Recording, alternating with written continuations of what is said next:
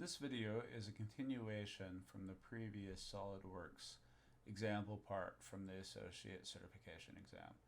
And you can see here that we're going to use some of the same geometry. We have the similar global variables, but there's some additions here, including and some changes, as in we're not going to have the shell anymore. So as always, the drawing will be up at the top right corner, and let's get started. We're going to start off with our piece here. One of the first things that we can do is we can actually go over and we can just delete this shell feature. One thing you probably would want to do is make sure that you had this saved if you needed to come back to this step. We can delete our shell feature. I'm going to say yes. And you can see there we now have this feature without the shell included. We can also see on the instructions that there is an additional global variable. So let's go in and let's manage our equations. One of the first things we see that's going to cause a problem is their new global variable is called E. We already have an E.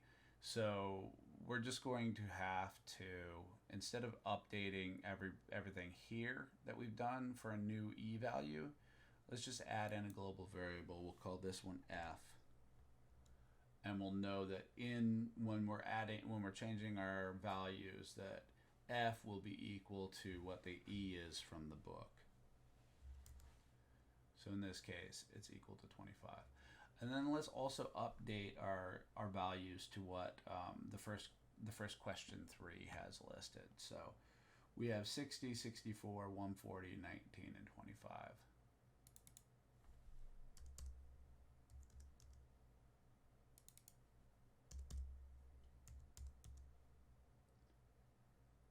$40.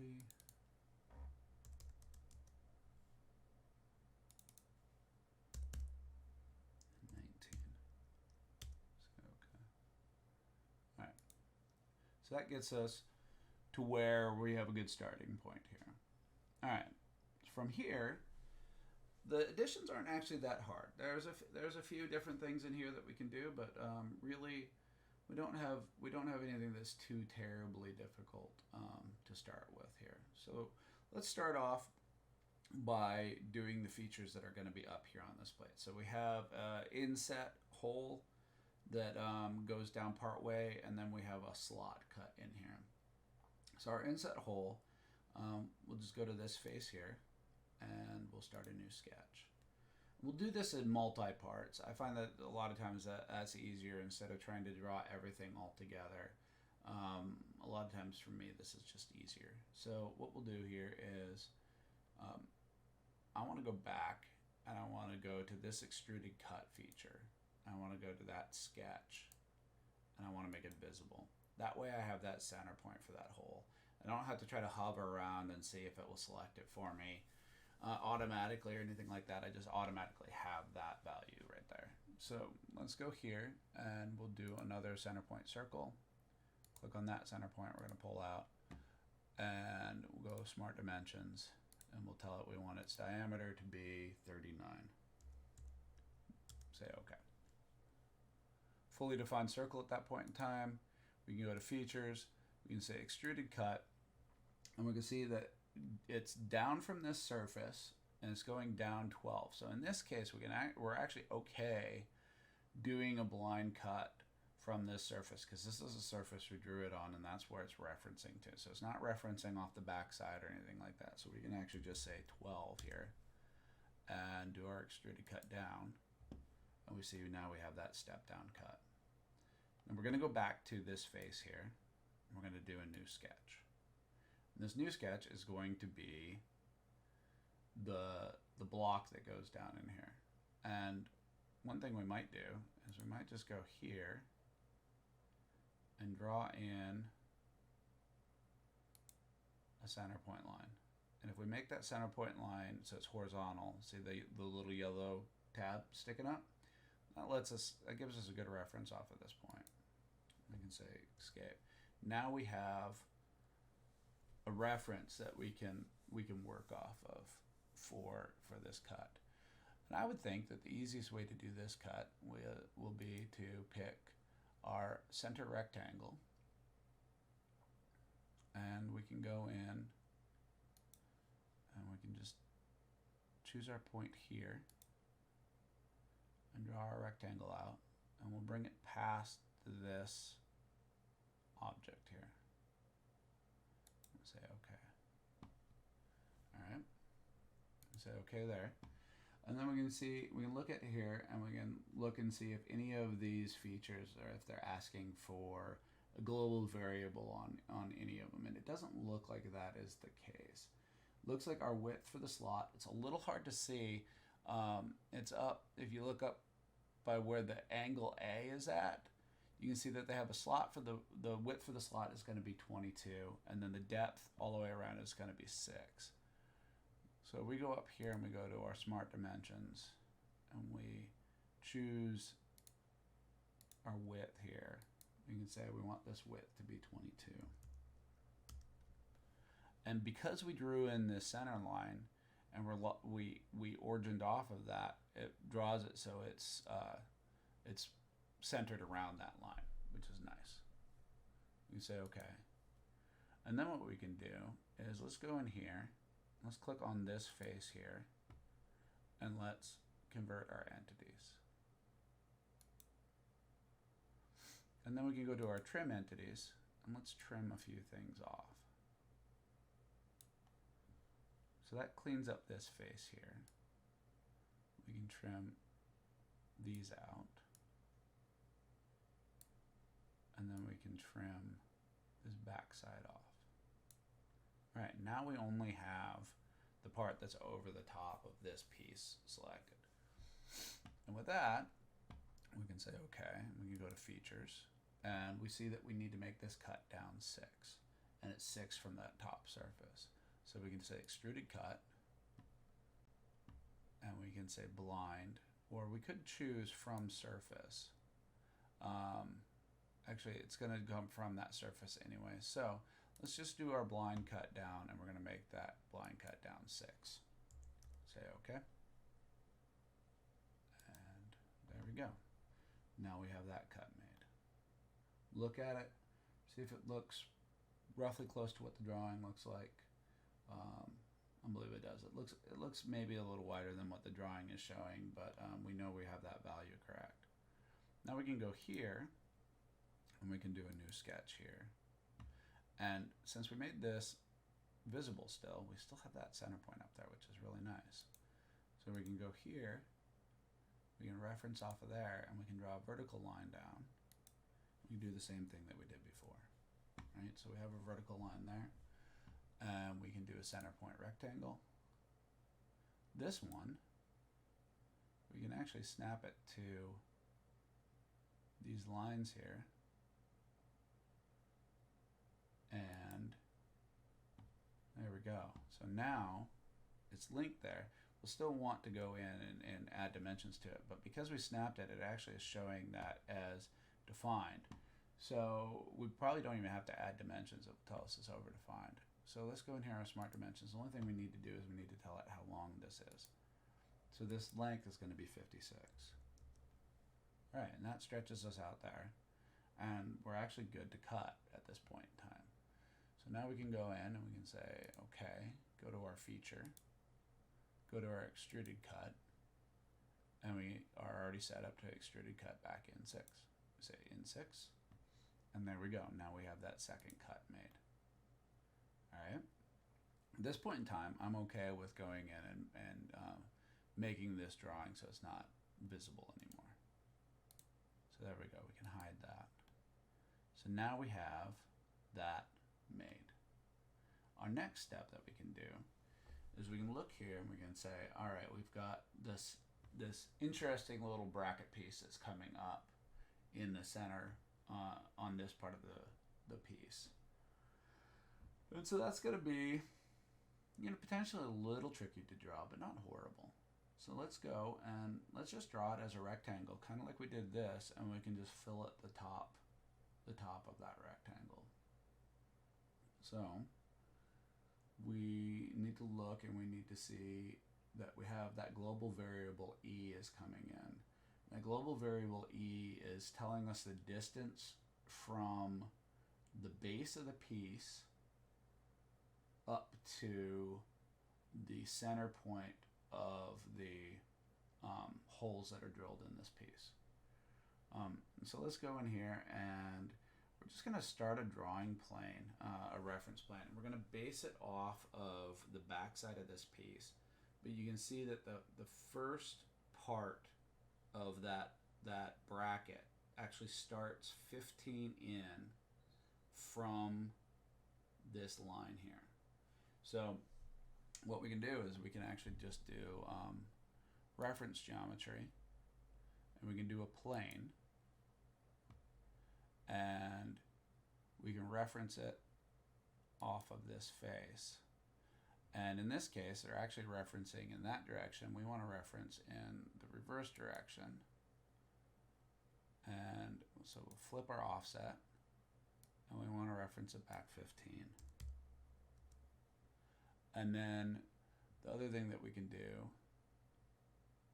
actually we don't even need to do anything else there. That gives us our reference plane, and we're fine. So we can start our drawing now. So we can say okay, and we can go to this reference plane. It's going to be a little tricky here. We can actually just go over here, say normal to, and we can start a drawing. I'm going to grab it, and I'm just going to stretch it up here. Doesn't really matter to do that, but then when we spin around, we can actually see that reference plane a little bit easier. Okay, so we're going to go normal to that plane again, since I moved us around. And we want to draw in our piece here. And our piece here is actually going to be pretty simple.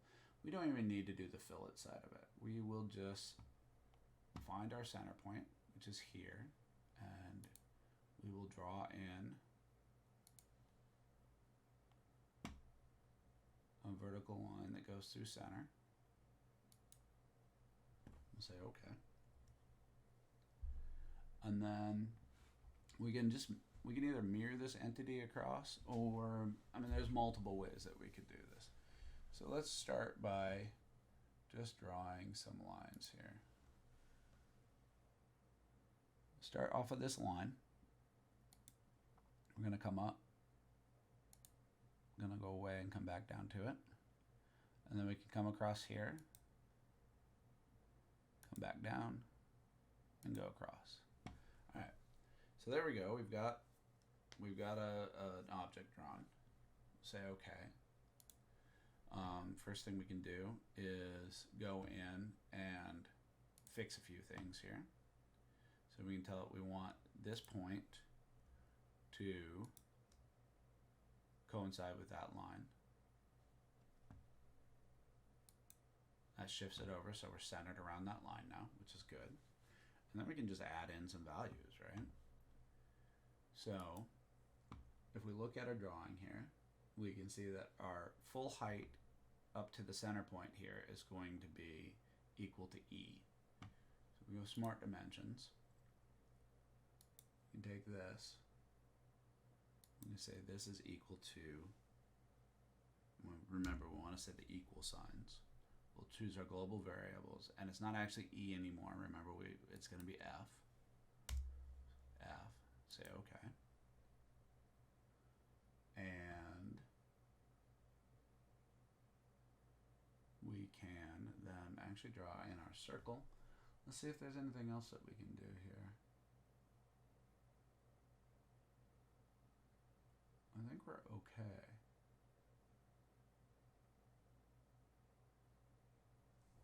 So let's go in here. So okay, to our dimensions. We'll draw in this circle here. Say okay. Say smart dimensions, look at it. That is going to be 15 for our diameter. And now I see what we need to do first. We need to go and we need to look at this, and we need to give it a width. And its width, as well as its height, is equal to E. So we have this height here that's equal to E, but if you look at the drawing, the width is also equal to E. So we need to drop this down here. We have to say this is equal to global variable F. Once again, sorry, because I'm looking at the drawing and seeing what it says, and then remembering that we actually have that as F. Now when we go, we can click on this circle, we can drop down, and we see that this diameter of this hole is 15. There we go. Okay, so now we've got this made. Now if we look at the drawing, we can see that this is extruded out, and it's extruded in this direction from the plane, 70. So we can go to our features, and we say extruded boss base. We want to check and make sure it's extruding the right direction. This is not at this point in time, so we can change our direction. And we want to extrude it out 70. There we go. We say okay. Okay. So now finally, what we're going to do is we're going to do our cut through here. And it's 40. And it is, this one's a little tricky. You got to figure out where all your dimensions are at.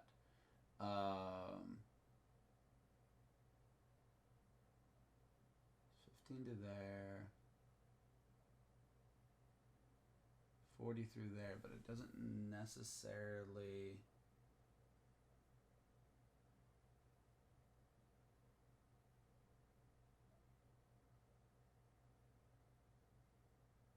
tell us some of the other values.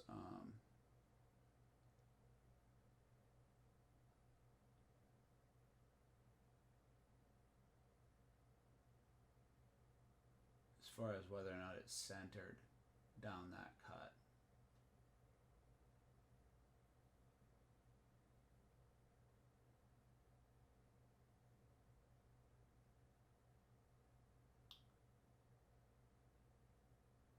Oh, yes, it does. Okay. So now we're going to make our cut here. So our next step is we're going to go onto this plane here. I'm going to say new sketch. Let's zoom in a tiny bit. And we're going to actually cut out the notch here.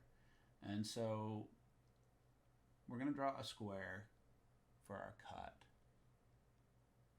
on this plane. Not a center point square. Let's do a corner square here. We're going to go up to that line and over, and we can say okay. Now if we start putting in some dimensions here, we can get this to where it needs to be. So we know that the width of this cut is going to be 40. We know that the distance from here to here is going to be 15. That will define our distance to here also. And we know that our height off of the base up to this line is going to be 7. So we click here, come across. We know that that is 7. That will make our cut fully defined. Go here, and we can go to features, extruded cut, and let's choose up to surface, and we will spin around, and we'll bring it over to this surface, and then we can say okay. And there, that has made our cut out. Now the final thing that we need to do, and it might have been missed because it's not super obvious, and when you went to solve for this, it would be something that would maybe mess up, is that they put a radius in on this line. So we can go here, and we can actually go up to our fillet, and we can click this line, and we can tell it we want its radius to be 10. We say okay. And that gives us a radius, inside radius of 10 there. So now, we zoom back out, do a quick look around, make sure everything looks right. We should be able to go in and go to our evaluate and check our mass properties. And we see here that our mass now is 2,841.1 grams. And if I scroll down to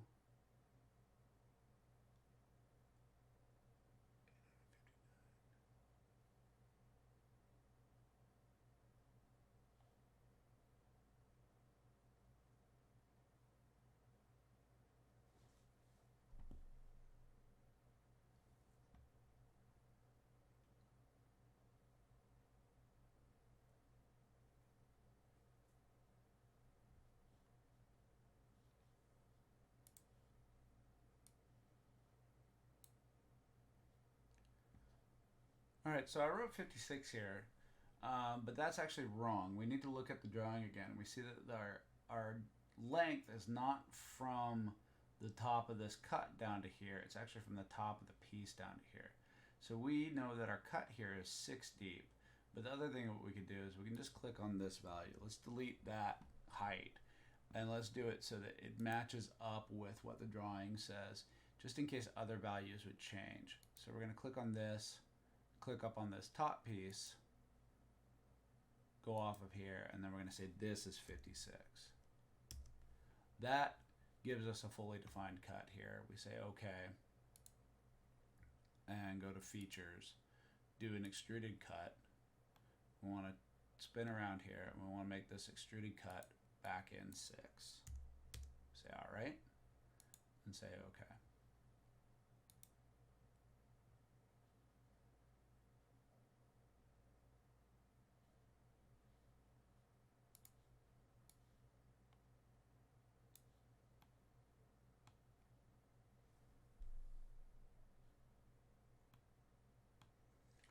All right, so finally what we want to do is we've got everything drawn here.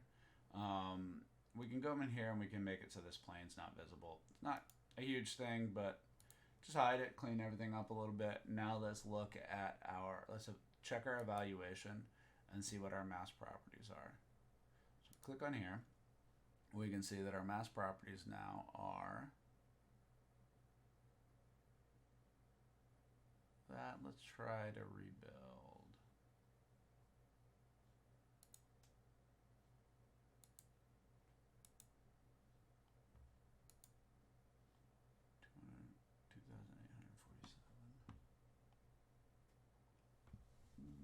Still off. Okay. All right, so we're going to do a quick look around here and see if we missed anything. And I'm looking back at the drawing and I see one thing that we missed. And we cut this radius here, and I said that it might be something that was tricky to see and you might miss it. Well, we had another one up here that I forgot about when we were doing this. Let's go in here and we want to do, want to go to Features. We're going to do another fillet. We're going to pick this line, and it's set at 10 because that was what my other one was. We say OK, and then we get that curve down there. All right, one last look around. See if we missed anything else sneaky. Doesn't look like it. So now let's go in and do our evaluate. Check our mass properties. And we can see that we have 2,859.51. We check the answer key for this, and we see that we have 2,859.51. And we can say OK. Now, there were a few things on here that were, I don't want to say sneaky, but you just need to make sure that you go back in and double check just to make sure, because like these two fillet properties here, these two internal radii, if you weren't paying attention, you might miss those. And if this wasn't a multiple choice, if it was a fill in the blank question, those could throw you off by maybe enough for you to get that answer wrong. They give you a little bit of leeway in your answering, but it's not great gobs. I think you have to be within 1% of what the correct answer is. So these might have been enough to throw that off. All right, so that is that object there. Like I said, the features that we made, nothing was terribly tricky on here, but there were a few places that could catch you and you could make mistakes. So just keep that in mind when you're making your drawings. If you have any questions, you can always reach out to me. I'll talk to you later.